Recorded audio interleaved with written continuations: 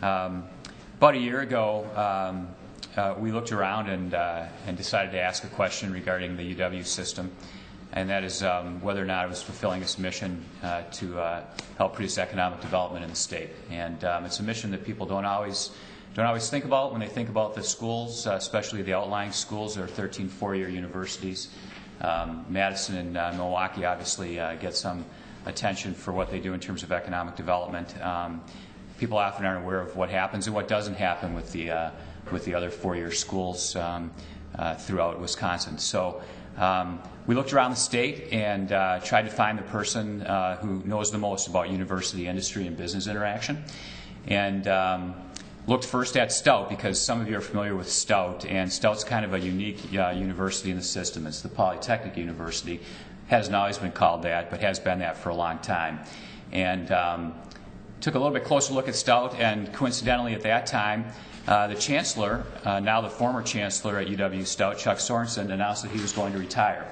So I went up and I sat down with Chuck about a year ago, and I asked him, once he was removed from the system, if he would help spearhead, I guess, a project, a white paper and a study with Mike Flaherty regarding the essential question was how the UW system can do a better job producing economic development, using our assets and our faculty and the intellectual know-how to do that.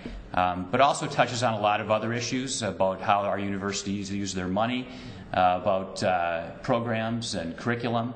And Chuck, I was lucky, agreed to work with Mike Flaherty on the paper that you have in front of you, which is Beyond the Ivory Tower, How to Get the UW System More Involved in Ground-Level Economic Development. One more thing about Chuck Sorensen. At the time that he retired, he had served at Stout for 26 years, the longest-serving chancellor at that time in the system, probably, I'm sure, one of the longest-serving ever in the system. So he knows more than anybody else in the state about university-industry interaction. Mike Flaherty, many of you are probably familiar with him, has a long history of both policy and media work in this state, and interviewed probably at least a dozen other people, chancellors, regents, business leaders, folks in the system, to make sure that he understood the context of where Chuck was coming from, and that other bright minds in the system other than Chuck had similar thoughts. So what we have in front of us really is a paper that hasn't been done before, that really lays out what we think has to be done in the UW system in terms of compelling and producing economic development. Now, so I'll make this brief, but that was about a year ago. Now, since then, a lot has happened, and in fact, a lot happened last Friday at Joint Finance. A lot of good things. We think it's a partial measure, and that more can happen here in the coming weeks and in the coming years. So this is really a long-term issue, and that Chuck will tell you a little bit more about that. So. Without any further ado, I just want to introduce Chuck Sorensen and Mike Flaherty to talk a little bit more about where we think the UW system is headed and where we think it should be headed. And so they're just going to lay out their findings, and then be happy to answer some questions from you as well. So thanks, Chuck. Mike. Thank you, Mike. Well, I am Chuck Sorensen, and I did serve 26 years at UW Stout, a real experience for me, because my background was not technology, was not tech transfer, it was PhD in history, and I taught for a while. But when I saw the Stout model work and arrived there and began to work with the faculty and staff, businesses, I really saw a unique institution, a unique school that blended the boundary line between the private sector and the public sector. And I had 26 rich years of being at UW Stout. I want to thank Mike. I got to know Mike well, and WPRI, and Mike Flaherty. Good to see you again, Tom. But it's been a privilege to work on this paper. And let me try to point out a few, I think, salient points. And you have the report. I don't want to read the report to you, but the general gestalt of this report is decentralization. The UW has been around, I think, since 1972 as a system, and it hasn't changed a whole lot in those 40, 45 years. And what we're saying is that it's time to look at the model of the UW system, not to get rid of it, keep the system, keep the border regions, but change the model. And I have to say, too, that this discussion about liberalization of the system and decentralization of the system, more authority to the campuses, It's something that we've discussed within the UW for almost my entire 25 years. So it's always been a continuous issue about, is it a command control system or a confederation of good campuses that make up the system? And I have argued with other colleagues for a long, long time that we should look at this as a confederation of good schools that make up the UW system. So what we said is nicely summarized in the front part of the report, but the whole issue is, how do you decentralize down to the campus level? How do you give the campus authority? How do you give each chancellor authority to really manage the enterprise of his campus or her campus in a dynamic, creative way? I was fortunate to be at Stout when we won the National Baldrige Award, which is probably the most prestigious award for management that in the world today. Is that we won that award, and as we consulted for years afterwards, this was awarded in 2001. One thing we found time and time again, whether it's healthcare or manufacturing or any enterprise, the wisdom is manage close to the action. Get away from command control. Let those who do the job manage the enterprise. And this is what we're saying in this paper, that we should have decentralization to the campus. They should control things like program development, program modification, salaries for faculty, tenure, and some of this is done quasi right now. But to give real authority, to identify money as green money. Money isn't green in UW. If you take money in through one fee from the students, normally you're restricted to spending that money in that area. We're saying if you manage an enterprise, then money has to be money. You have to take money in and address the issues the campus faces. We believe, too, very fundamentally, and I saw this up close and personal, that each campus, each chancellor really understands the region very well. So if we want dynamic economic development, it's best to have the campuses in charge of that development in the region. They know the companies, they know the people, they know the needs, and we stay in close touch with those. Every chancellor does, so that if you want to truly blossom as a system and truly have the campus be ultimately responsible and accountable, I would add, then give them the authority to manage. So the steps Joint Finance has taken, we cited several things in our report before Joint Finance came out with theirs, but we talked about the need to look at tenure. Tenure is an age-old, I think, custom, tradition, right among faculty in higher education. But take a look at it. Does tenure prevent a campus or faculty members from reaching out to the region and doing economic development? It can, because that kind of activity in some areas isn't considered worthy of a tenure evaluation. So we talked about shared governance. Shared governance is something, again, very sacred to public higher ed, and finance took it out of statute. But I have to add that this is the only state, I think, in the nation where shared governance was in statute. Otherwise, it's in policy. And now, according to Joint Finance, it goes back to policy in the UW. But our position, too, is that you can decentralize authority from the state to the regions, but the regions have to decentralize authority back down to the campuses. We even suggest that it might be very healthy to have local boards for each school, or maybe regional boards for clusters of schools, but board of regents as large as one in the UW. I think they have a hard time understanding each school individually, each school uniquely, and private boards, smaller boards for each school would allow that to happen. I came from Michigan, where this is the way they operate there.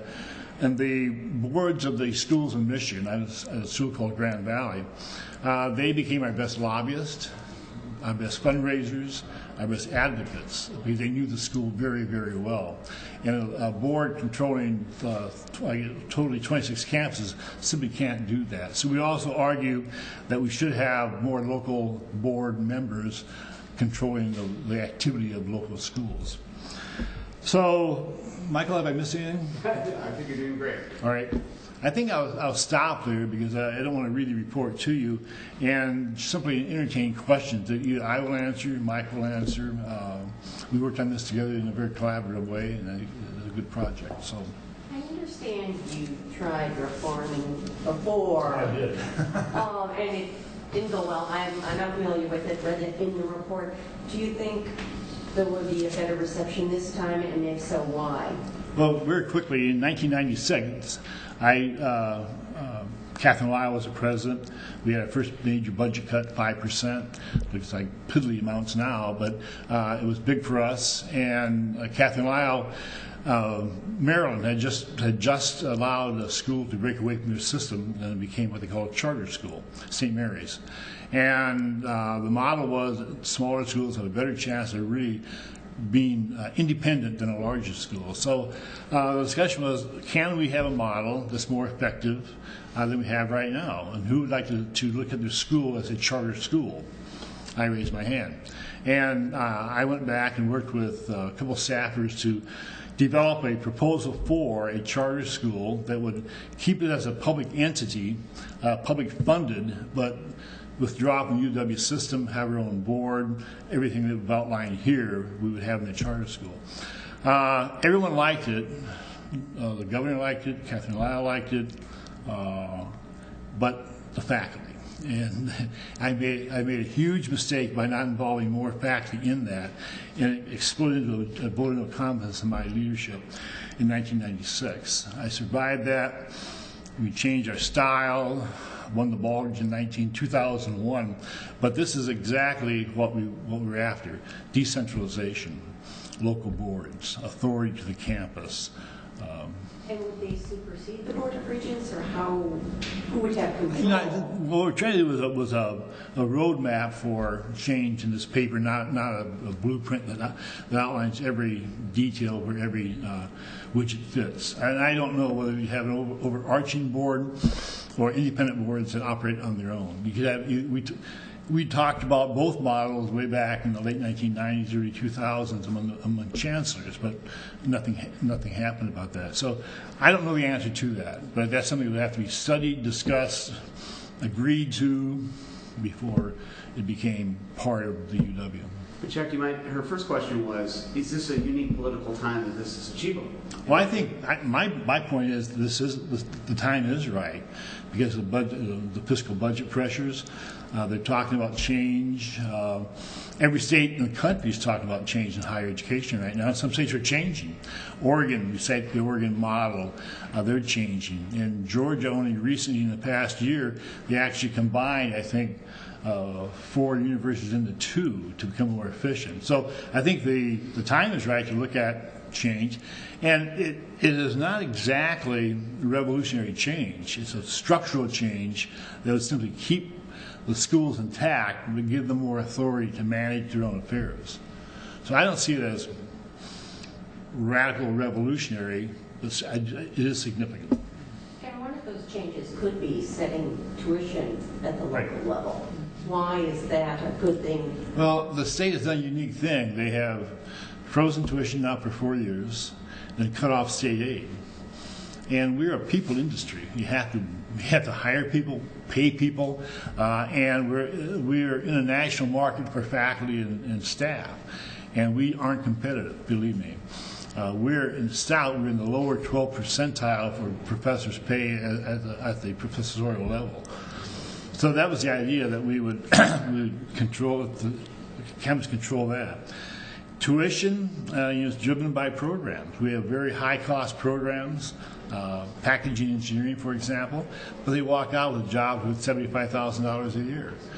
We have programs that don't produce a student that makes that much, but they're costly. So we wanted the idea of differential tuition, the idea that we could set tuition of different programs because some programs are high cost but high impact on the lives of students.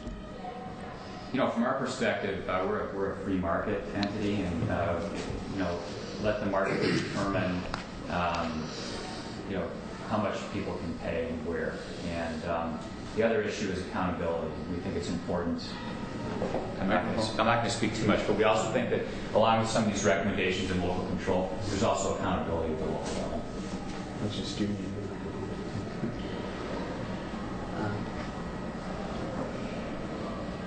Other questions? This is Tom Stowe with Wisconsin Technology Council. Chuck, would you mind if Tom had his... Oh, not at all. Tom? Will. Well, thank you, Mike and Mike. And to Chuck, I really want to underscore what he accomplished at Stout during his tenure. And a very recent example for me was some national groups got together to run an app contest, sort of a hackathon, around creating disability apps for people with disabilities, wide-ranging. So who are the universities involved? Johns Hopkins, MIT, Duke, and Stout. And it's because of the really unique platform built there around a polytechnic university that really began in at least in earnest in Chuck's tenure. So yeah, I'm president of the Wisconsin Technology Council. We're the science and technology advisors to the governor and the legislature. We're an independent, non-profit, nonpartisan. And so we spend a lot of time trying to think about these issues, especially that intersection of technology, business, and oftentimes research and academia. I also serve on 3 different advisory commissions or boards or councils for the university itself. So every day I'm kind of plugged into what should be happening to make these universities more flexible, more malleable, more open to the kinds of things that we're seeing. So I think the notion of working indigenously within the university system to better match what's going on in the local economies or regional economies makes a lot of sense. What you might see in Milwaukee is way different from what you might see in Menominee, or where Stout is, or in Superior, where the UW Superior is located, or in Oshkosh, or wherever that might be. There are going to be different needs. There are going to be different workforce needs, different economic needs, and the business community there is more likely to turn to those universities for help than they are some sort of a central authority. As Chuck mentioned, that command and control structure doesn't always work all that well. And so for the university system itself, I think it's going to make some sense as they refine their mission and think about how they can truly, the Wisconsin idea of the future, I think, is really going to be about reaching out to all these different communities that make up the state of Wisconsin, which is not a single economic unit by any means, and working there indigenously. So that's why a lot of the recommendations you see in the report make sense to us. And we have tried to voice some similar ideas over time in our white papers for the Tech Council. So it seems very consistent with what I'm seeing on an everyday basis, but also in our own policy reports. Thank you. What's been the feedback you've received from either the UW system or the campuses or the legislators? The report's just out. I think that, I know, I can't speak for Ray Cross or any of the chancellors, but I do think that what Ray Cross has tried to bring to the UW is change. And he talked about the time is right, the stars are aligned, we should talk about the needed changes for the UW. Would he adopt this lock, stock, and barrel? I don't know. But I do think it makes sense because it does boil it down to the individual campuses who know their regions very, very well. And we all do things differently. We talk about economic development and tech transfer, say tech transfer. Madison is world known for startup companies out of that university. We're not, but we do second stage tech transfer. We take a company that has an issue, say with manufacturing, they need a different process. We walk in with engineers and students and fix that process for them. That's called second stage tech transfer. So we all do things a little bit differently, but the whole is what we're trying to do to create in Wisconsin a more dynamic job structure by using the university as a base. In further answer to your question, Gwen, my job was to go around and talk to a lot of the stakeholders, and I found a shocking amount of agreement on these principles, that the University of Wisconsin was founded in the Wisconsin idea as research, education, and economic development. The UW was actually an economic development model. The 11 schools that are not research universities kind of grew up as normal schools. So how do you broaden that culture to make them part of the Wisconsin idea in a much richer way. And that's what this is about, changing the management structure so that they can be more locally responsive and locally attuned, building programs, hiring faculty, getting rid of some programs so that they fit their local areas. And I found talking to regents, I found talking to President Cross, there's a lot of agreement on the need to do this in general. How we get there in a management structure, there's probably some debate there, but there's a lot of unanimity. The stars really are aligned. Ray Cross, there's a WPRA interview with Ray Cross, I think in the February issue, in which he talks about a lot of these same concepts. So it's very promising. It's a free market legislature, and these are free market principles applied to education, which a lot of states are already doing, and that's what we found. Any other questions? I would just add, Glenn, that we think the recommendations in the report are really in concert in many ways with what Joint Finance recommended on Friday. But we think that those recommendations are really a first step. We think there is an opportunity here for fundamental reform, and we hope that opportunity is not squandered. We think that's a first step, and we hope that in the end, the result really is local control at the campus level, local control and accountability. So thanks for coming. Appreciate it. Guys, if you need some individual interviews, quotes, talk here. Yeah.